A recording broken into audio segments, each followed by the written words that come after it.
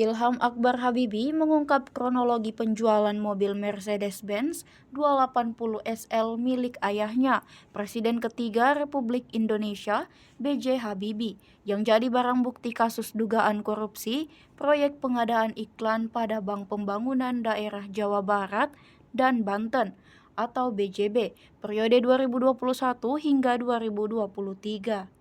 Kasus ini menyeret nama mantan Gubernur Jawa Barat, Ridwan Kamil. Ridwan Kamil disebut membeli mobil Mercedes-Benz itu pada 2021 lalu. Kepada media usai diperiksa di KPK Rabu 3 September 2025.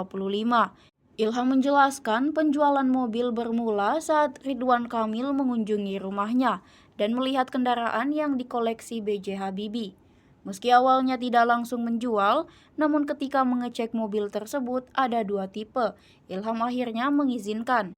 Kesepakatan penjualan terjadi tahun 2021.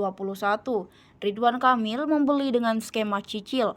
Ilham melanjutkan jika dirinya tidak mau mekanismenya sebab tidak terlibat dalam transaksi. Penjualan diurus oleh tim yang bekerja secara profesional.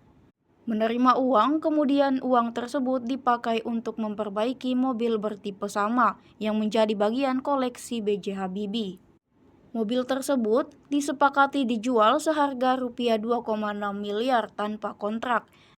Namun hingga saat ini Ridwan Kamil baru membayar Rp1,3 miliar.